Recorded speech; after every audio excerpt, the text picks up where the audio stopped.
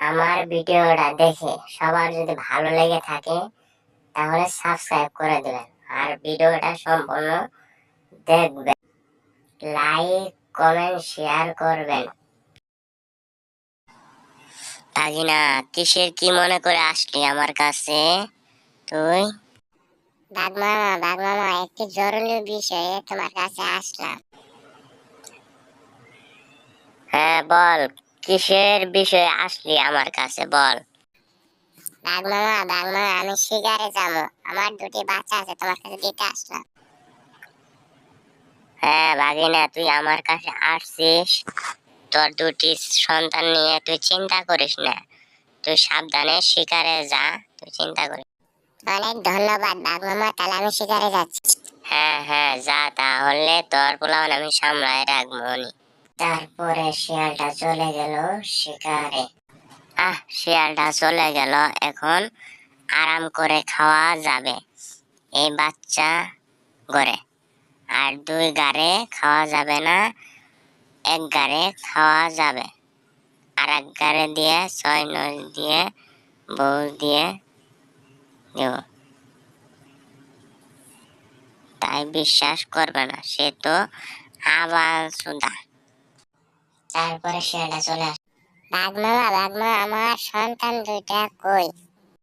এই যে তোর সন্তান একটাই তো দেখতেছে, আর একটা তুই শিকারে যাওয়ার সাথে সাথে তোর পিছন পিছন তোর আর একটা ছেলে চলে যায়, দেখলাম। তোর সাথে যায় না আর একটা ছেলে? হ্যাঁ তোর পিছে পিছে গেল, দেখলাম আমি। তোমার তো আমি দুটো বাচ্চা দিছি, তুমি আগলে ধরবা না তাহলে? না রে ভাইয়া, তুই আমার ভুল বুঝিস না, গেল তোর সাথে চলে গেল, দেখলাম আমি। আমি মনে করছি তোর সাথে গেছে। ঠিক আছে বাঘ মামা, আমি তাহলে যাই। আল্লাহ জানে কি, আমি খোঁজার জন্য সর্বোচ্চ চেষ্টা করবো, আমি যাই তাহলে। আর যদি আমার ছেলেরা খুঁজে পায়, আমি মসজিদে 20টা টাকা দিব। এই বলে শিয়ালটা চলে গেল তার বাড়িতে। অনেক দিন হয়ে যায়, সে কাঁদতে কাঁদতে বসে থাকলো, অনেক কান্দিল সে। হঠাৎ তার এক ছাগল বন্ধু আসে। কে জন্য কান্দাছ শিয়াল মামা? কে জন্য? হ্যাঁ মামা, কান্দাছি। আমি শিকারে গেছিলাম, এর আগে বাঘ মামারে আমার দুইটা বাচ্চারে দিয়ে আইছিলাম। এখন বলে যে আমার একটা বাচ্চা আছে, সেই জন্য আমি কান্দাছি। তাই নাকি, তোমার বাচ্চা দিয়েছিলা? হ্যাঁ, এখন বলতাছে যে আমার সাথে সাথে এসে পড়ছে, বাচ্চা দিতেছে না। ওগুলা তোমার বাচ্চা ছিল, আমি দেখলাম সে খায় ফেলালো একটা বাচ্চা। তোমার বাচ্চা ছিল? তুমি দেখছো? তাহলে আমাকে একটা বুদ্ধি দাও, কিভাবে বাঘ মামারে মারা যায়। তুমি আমারে ভালো করে একটা বুদ্ধি দাও, মারতে পারি। কি সুন্দর বাচ্চা করে খায় ফেললো, আমি দেখলাম।